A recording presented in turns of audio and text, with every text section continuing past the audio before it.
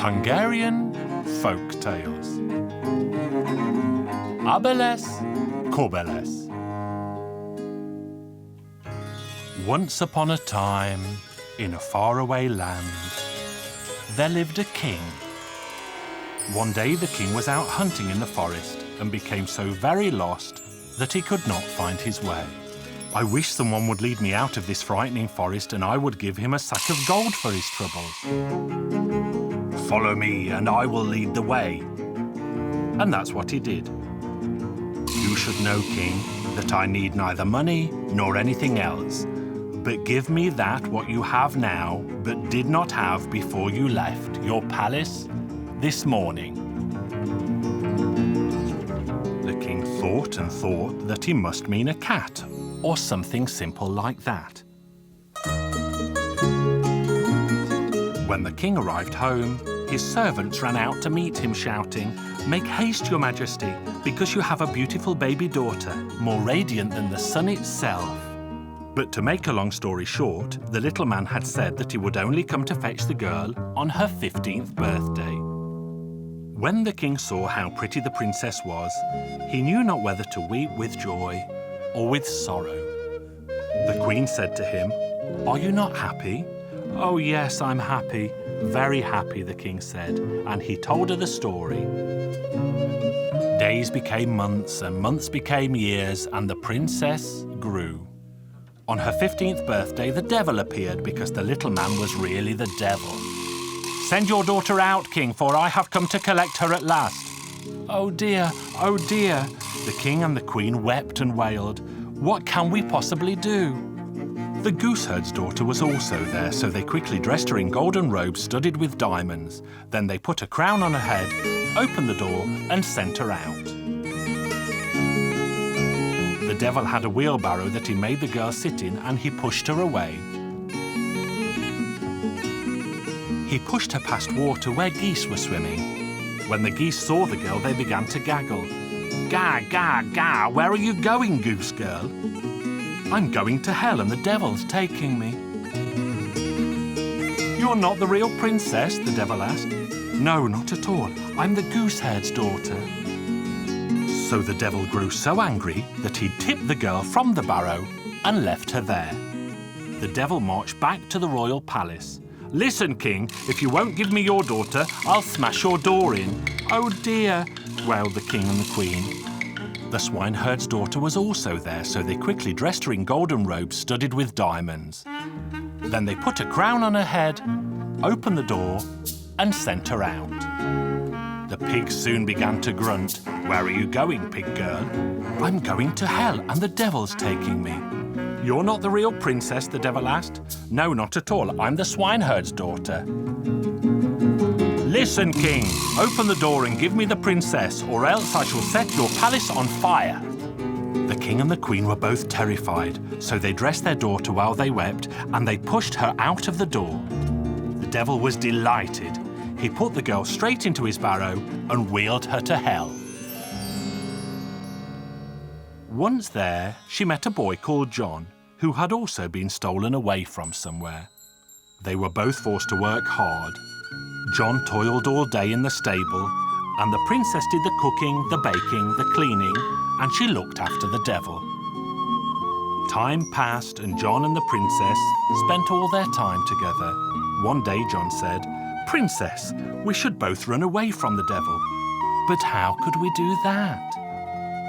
"I know a magic spell. I overheard the devil say it. I shall cast a spell on the broom and spit on it. Then the broom will answer for us when the devil tries to find us." That sounds like a wonderful plan. So they waited until the devil fell fast asleep, put the broom by the door, and John spat on its handle. "Speak for us when the devil calls us." Now the devil woke up. "Where are you, princess? Bring me my clothes. I want to get dressed."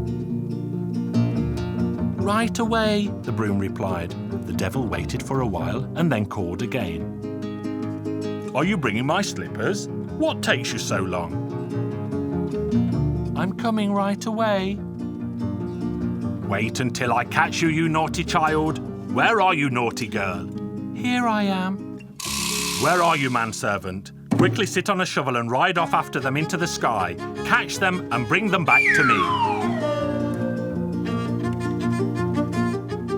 John, my left ear is itching. Look back. Oh dear, Princess. The devil's servant is after us and he's very close. Let us quickly do magic. I will be an old priest and you can become a church. And so that is what they did. Listen, old priest, have you seen young John and a princess passing this way? The old priest pretended to be praying. Abeles, corbeles, abeles, corbeles. Old priest, don't chant verse to me, but tell me if you have seen John and the young princess.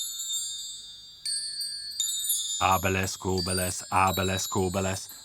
Then the devil's servant sat back on the shovel and flew back to hell. The young couple turned quickly back, the church became the princess, and the old priest became John, and the two of them continued.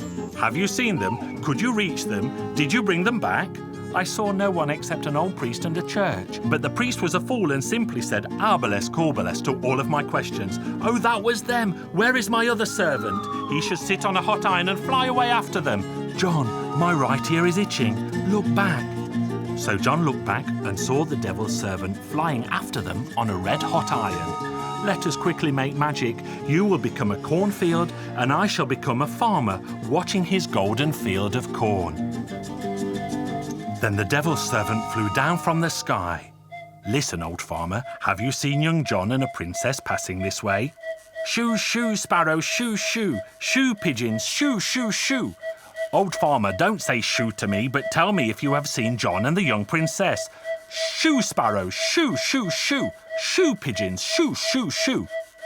The farmer's as mad as the priest, manservant said, and rode straight back to the devil. Did you see them? I saw no one except a field of corn and a wild farmer who shooed away all the birds. Oh, that was them, the rogues. I shall have to go myself. Oh, John, both my ears are itching now. Look back. Oh, Princess, now the devil is hot behind us. Hurry, and you'll become a golden duck, and I'll become a pond. Now wait, I know who you are. I'll catch you and take you back. I swear I will. And the devil went into the water to catch the golden duck, but the duck kept swimming further in. The devil gave chase and swam further still until he reached the middle of the pond, where the water was the deepest, and the devil drowned. Then they both changed magically back. The pond became John, and the golden duck, the princess. Then they both went back to the princess's home. The king and the queen were overjoyed. They held a wonderful wedding, and they all lived happily ever after.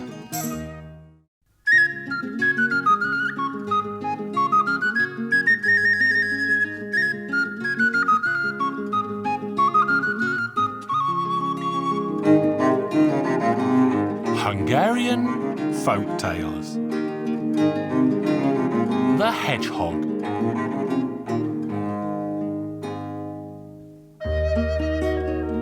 Once upon a time, there lived a merchant, a king, and a poor man. The merchant often went hunting in the forest, and one day he became so very lost that he wandered around for 3 whole days, unable to find his way home.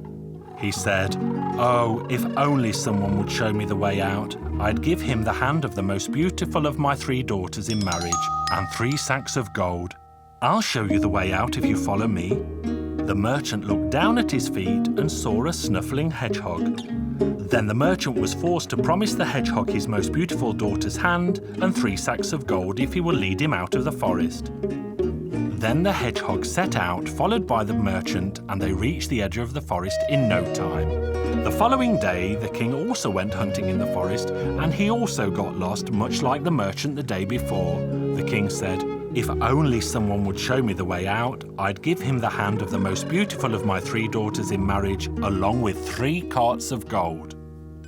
"I'll show you the way out if you follow me." The king looked around to see where the voice was coming from and then saw the hedgehog by his feet. He was so anxious to get out of the forest that he couldn't care less who it was, so he followed the hedgehog and they soon reached the edge of the forest. The following day, the poor man also got lost in the forest. "Oh dear, I have nothing to my name, but even if an ugly beast showed me the way out of this forest, I would willingly adopt it as my own dear child." "I'll show you the way out if you follow me," a voice said. The voice, of course, came from the hedgehog, and it led the poor man to the edge of the forest in no time at all.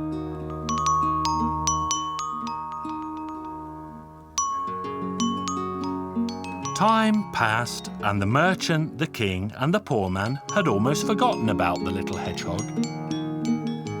One night, after the poor man had gone to bed, someone knocked on his window. "Father dear, please open the door for me." Who can that be, the poor man wondered, because he knew he had no children.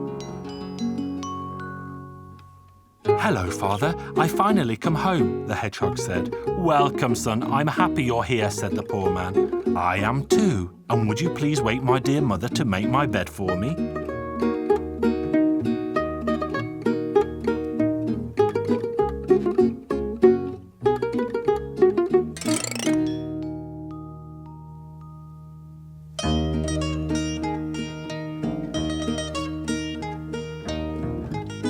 "Father dear, do you have 2 pennies?" the hedgehog asked. "Yes, I do, my son," said the poor man. "Well then, please go into town, and in the marketplace you'll find a very old lady selling a black cockerel." "Buy it for me," said the hedgehog. "Then go to the saddler, who has a worn-out saddle, and buy that for me too." So the poor man went into town, bought the black cockerel and the worn-out saddle, and took them home, where the hedgehog saddled the cockerel, climbed up onto its back, and rode away as fast as the wind.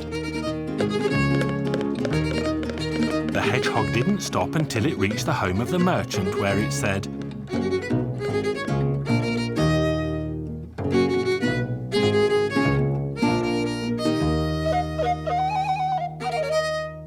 "Merchant, sir, open the door and let me in." The merchant nearly fell over backwards when he saw the hedgehog, but he had to let it in. Then he called his 3 daughters and told them of the promise he had made to the prickly creature. The merchant's daughters cried and cried, but the hedgehog paid no attention and chose the most beautiful girl and tried to comfort her with the following words: "You are mine, and I am yours, till death do us part." But the pretty girl refused to repeat his words and cried so much that she threw herself down on the ground. But protest as she might, the girl was forced to leave home with the hedgehog. Then the merchant harnessed the horses, put 3 sacks of money into another cart, and off they went with the hedgehog proudly riding its black cockerel alongside. "Are you still crying? I am, and I will cry until my dying day." "In that case," said the hedgehog, "go back to your father." But the hedgehog kept the 3 sacks of gold and took them home to the poor man. Time passed until the day eventually came when the hedgehog saddled its black cockerel and rode off to visit the king of the land.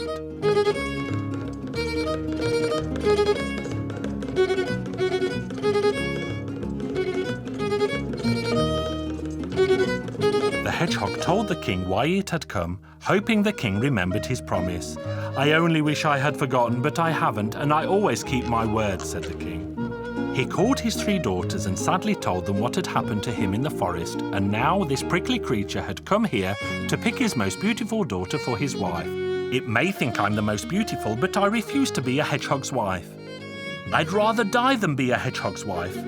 I'll be only too happy to be its wife because it was so kind to my dear father." The king was happy and sad at the same time. He was glad one of his daughters had turned out to be so kind-hearted, but was sad to lose his only kind-hearted daughter. The king loaded silver, gold and diamonds onto 3 carts, harnessed horses to the royal coach, and the princess climbed in. The hedgehog, however, did not go in the coach, but rode alongside on the black cockerel. They had been riding for many hours and were far away from the palace when the hedgehog looked into the coach and was surprised to see the princess happy and not crying. She said, "Why do you insist on riding that black cockerel instead of sitting beside me here in the coach?" "Aren't you afraid of me?" the hedgehog asked. "Why should I, when I know you will do me no harm?" she replied. "Don't you find me ugly?" asked the hedgehog. "Of course not," the princess replied. Then a miracle happened. The hedgehog shook itself and immediately turned into a tall and handsome prince who beamed brighter than the sun. Then the cockerel shook itself and turned into a fabulous stallion. And a palace appeared with walls and windows made of sparkling diamonds. Then they sent for the king, they sent for the poor man, and they sent for everyone in the land to join them at their wonderful wedding feast. And they all lived happily ever after.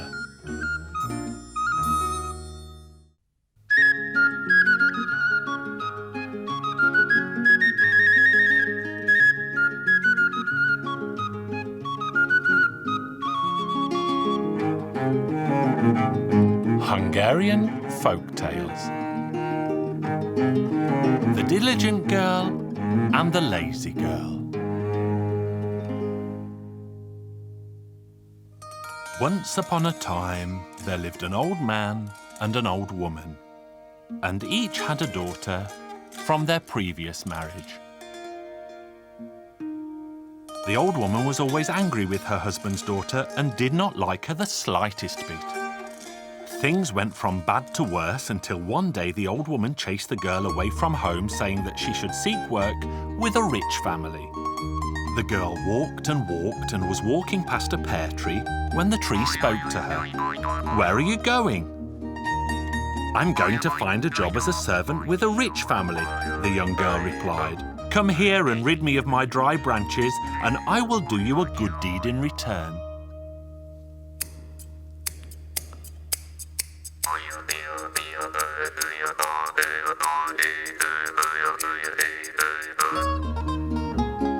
Then the young girl walked on her way until she passed a grapevine, and the vine spoke to her.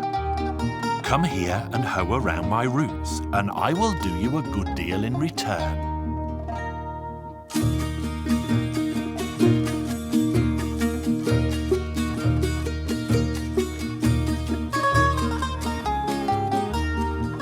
Then the young girl walked on her way until she passed a crumbling oven. "Please come here and make me tidy and clean, and I will do you a good deed in return."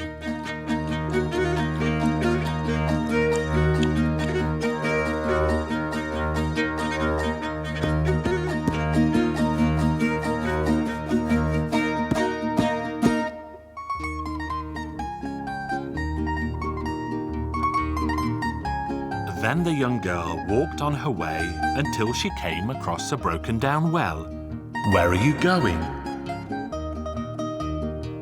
"I journey to find work. Please come here and make me tidy and clean, and I will do you a good deed in return." So the young girl did as she was bid and bailed the stale water out of the well and walked on her way until she met a tiny dog. And the dog said, "Please wash me, brush me and trim me, and I will do you a good deal in return." The young girl cleaned and trimmed the dog, and the dog thanked her, and she walked on her way until she saw a beautiful house. There were fairies living in the house. The fairies asked the purpose of her journey, and so the young girl told them. Then the fairies said, "Why don't you stay here and become our servant? There are 7 rooms. You have to sweep out 6 rooms every day, but you must never go to the 7th room." So the young girl worked for a year and a day, and at the end of the year, the young girl said, "I would like to leave now and go home to show my parents what I've earned." "You have been a faithful maid," the fairies said. "You did as you were told, so now we will tell you what you have earned.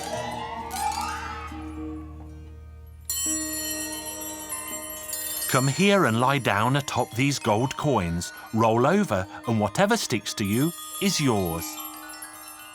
And now go and roll over on the silver coins, and whatever sticks to you is yours." The girl did as she was told, then stood up and bid farewell to the fairies. On her way home, she came across the little dog again that said, "Come here and take as many pearls as you wish." The dog was covered in pearls, and the young girl took the pearls and hung them around her neck. She walked on her way until she reached the well again, where jugs hung so that people could drink from its sweet water. The young girl was thirsty, and so she took a drink and walked on her way. When she reached the oven again, she noticed it was filled with bread and cake, and the oven said, "Come here and eat your fill in return for your good deed." She ate as much as she could, packed more to take home, and then walked on her way. Next she reached the grapevine that hung heavy with ripe fruit. So here the girl stopped and ate and drank as much as she could. Then the girl walked on her way again until she came to the pear tree, and the pear tree said, "I've been waiting for you, as all my pears are ripe." As the girl neared home, the cockerel crowed to announce her arrival. "Cock-a-doodle-doo! My mistress is coming home covered in silver and gold." The young girl heard the cockerel's call and ran home to bring joy at last to her old father. "Cock-a-doodle-doo! My mistress is coming home covered in silver and gold." The old woman shouted, "Be quiet! That's not true." Once again the cockerel said, "Cock-a-doodle-doo! My mistress is coming home covered in silver and gold." The old woman said, "You've earned very nicely indeed, but now my own daughter will go forth and work for a rich family, and she will earn a great deal more than you've managed." When the old woman's daughter reached the pear tree, it said, "Come here and rid me of my dry branches, and I will do you a good deal in return." The girl said, "I will not ruin my pretty white hands and my lovely tiny feet, no matter what happens." When the girl reached the grapevine, it asked her to hoe its roots and to expect a good deal in return. But once again, the girl refused to do anything that might ruin her pretty white hands and her lovely tiny feet, no matter what happened. Next, she reached the oven. The oven asked her to repair it, and it would do her a good deed in return. But the girl said she would not ruin her pretty white hands and her lovely tiny feet with disgusting mud and clay, no matter what happened. Next she came to the broken down well. "Please come here and make me tidy and clean." But again she refused to dirty her pretty white hands and her lovely tiny feet, no matter what happened. Then she met the little dog that said, "Come here and trim me." But she refused to touch the dog because she would not dirty her pretty white hands and her lovely tiny feet, no matter what happened. Next she reached the beautiful big house and asked that she be allowed to sleep there for the night. The fairies living there asked her where she was going, and so she told them. In reply, they asked her to stay and work as their maid. They said, "Here there are 6 rooms, and you must sweep them every day, but you must never enter the 7th room." The girl did as she was told and swept the 6 rooms every day and ignored the 7th. But after a while, her curiosity forced her to open the door to the 7th room. To her horror, she saw that it was filled with frogs and snakes, and they bit her and stung her so terribly that by the time she managed to escape, she was covered in blood. And so she left the fairy's house with no payment at all. On her way home, she met the dog and went up to ask for some pearls. The dog said, "You refused to help me, and now I refuse to help you." The girl reached the well and was very thirsty, but was not allowed to drink. When she reached the oven, it was packed with fresh bread and cakes, but she could not eat any of them because when she reached inside for some, it burned her hands terribly. When she reached the grapevine, she tried to pick a bunch of grapes and to drink a glass of wine, but the grapevine pushed her hand away. And when she reached the pear tree, she could not pick a single pear. As she neared home, the cockerel caught sight of her and flew to the top of the fence and let it be known to everyone that, "Cock-a-doodle-doo, my mistress is coming all covered in blood." The old woman went to the fence and said, "That's not true, she's covered in gold." But the cockerel repeated, "Cock-a-doodle-doo, my mistress is coming all covered in blood." The old woman said, "That's not true, because she's covered in gold." The cockerel repeated, "Cock-a-doodle-doo, here comes my mistress all covered in blood." "That's not true, that's not true," shouted the old lady. But the old man said, "Now you can see that my daughter earned more as a maid than yours ever did." This led to such a quarrel that the old woman and her daughter left the old man's home. Then the old man and his daughter lived happily ever after.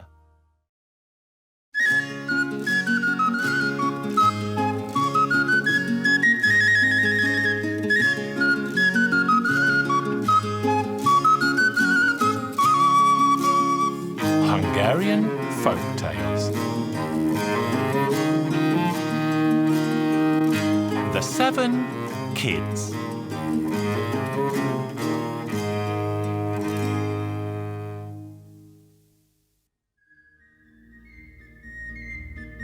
Once upon a time, in a land far, far away, there lived a mother goat. And the mother goat had 7 young kids. One day the mother goat said, "Now be careful, children, because I'm going to the meadow to bring you fresh grass to eat." "Don't worry, we'll be good," the little kids said. So the old mother goat set off for the meadow, and then she shouted back, "And don't let any strangers in, because I won't be back until evening." The wily wolf had been listening outside all this time. Well, he thought, I have my chance at long last.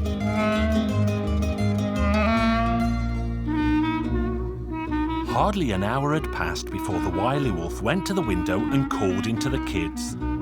"Darling children, open the door because I have brought fresh grass for you to eat." The little kids laughed when they heard his gruff voice, "But our mother will only be back in the evening, and her voice is much sweeter than yours." The wolf was furious and ran away until he came to a field full of turnips.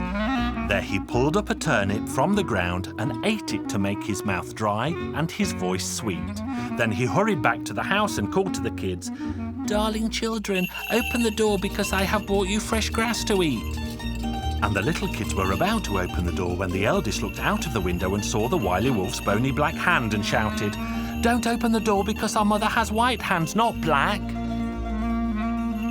The wolf was furious for a second time. Then he thought for a moment and ran until he came to the village bakery. When he arrived, he asked the baker for a sack of flour to make his hands white, but the baker was busy kneading bread and asked him to wait. But the wily wolf was very impatient and could not wait a moment longer. "I'll be dining on goat meat tonight," and he hurried back to the house. By the time he arrived back, it was late in the day, and he put his hand up onto the windowsill. With his white hand and his sweet voice, the kids were convinced that their mother had returned from the meadow at last. Then the wolf shouted into the kids, "Darling children, open the door because I have brought you fresh grass to eat." And the silly kids jumped for joy because they had fresh grass at last.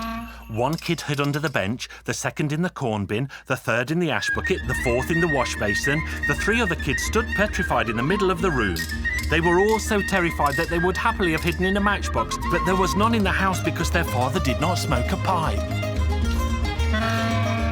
Then the wily wolf pulled the kid out from under the bench, the kid out of the corn bin, the kid out of the ash bucket, but the clock door was so small that his long tongue wouldn't fit inside. "Oh, how full I am," he said, and stroked his fat belly. Then the wolf went out to the meadow where he lay under the mulberry tree and soon fell fast asleep.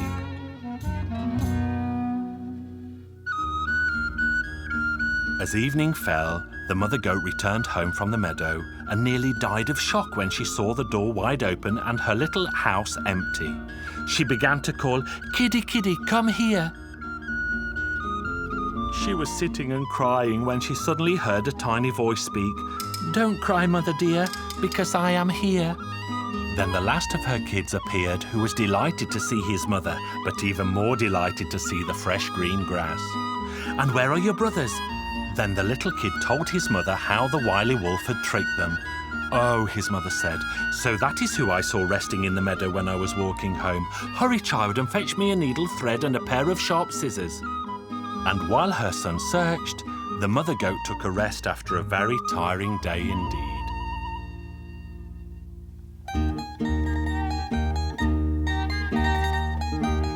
They soon arrived at the meadow, where they saw that the wolf was still sleeping. "Gather rocks, quickly, quickly." Then the mother goat slit the wily wolf's belly open, and the other 6 kids leapt out. "Now let's teach the wily wolf a lesson," the mother goat said, "and fetch as many rocks as you can while he is still asleep." They soon collected a big pile of rocks and packed them into the wily wolf's belly before their old mother stitched it back up again.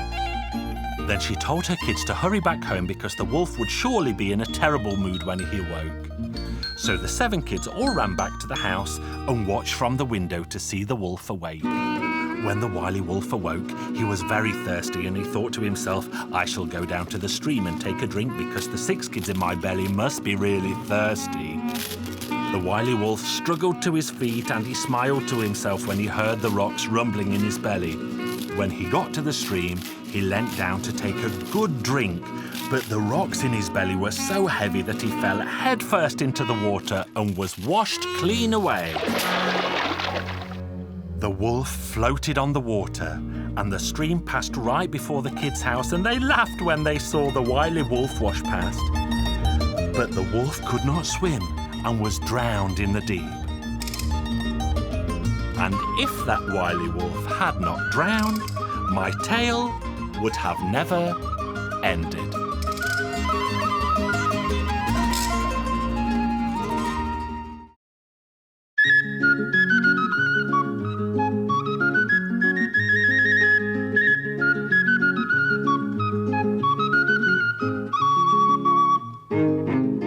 Hungarian Folk Tales. The poor man's 9 hens and 1 cockerel.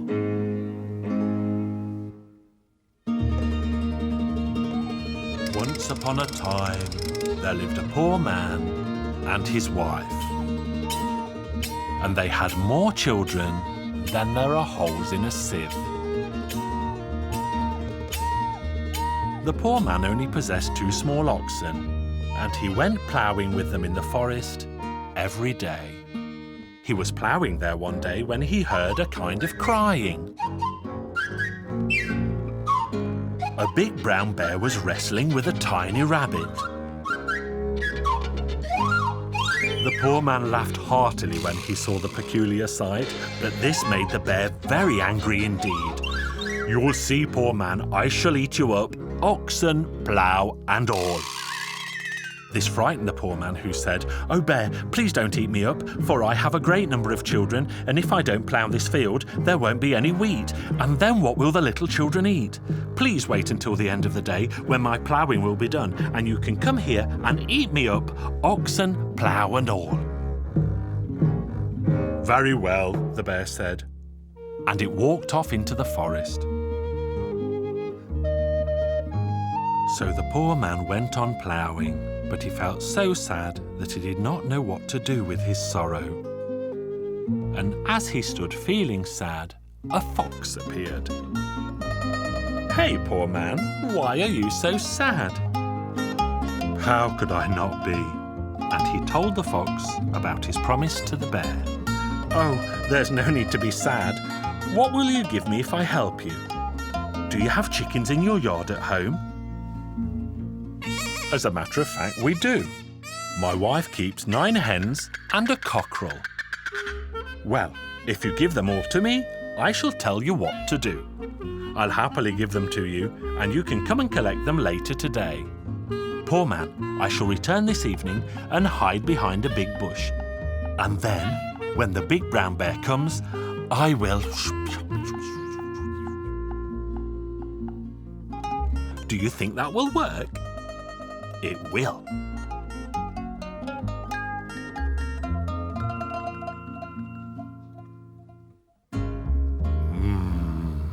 Poor man, I have come to eat you up, oxen, plough, and all. Very well, eat me.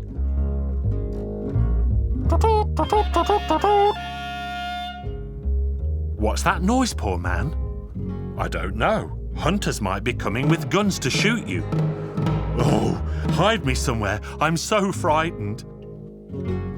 Here's a sack. Hide in here.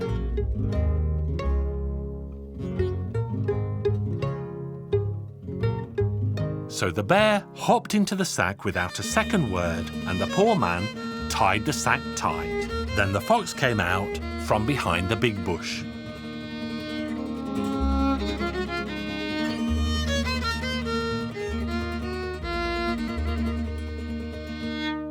And he began to feel the sack. What's in the sack, poor man?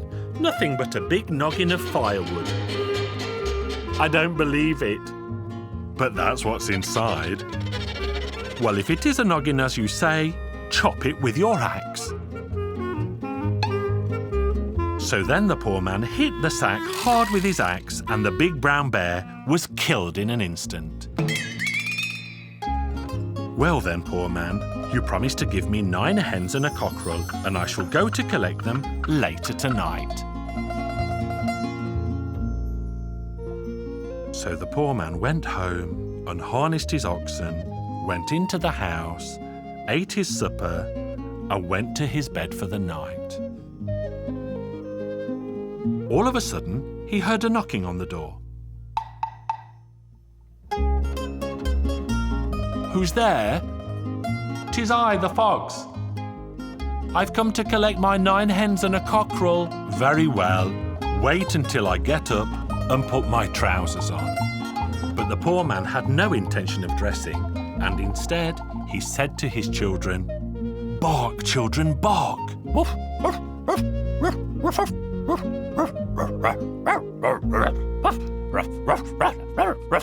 What was that? We forgot to lock our door before we went to bed, and all the dogs came in from the yard to sleep under our bed. Now they can smell a fox, and they want to eat you up. Oh, hold them, poor man, let me run away. Bark louder.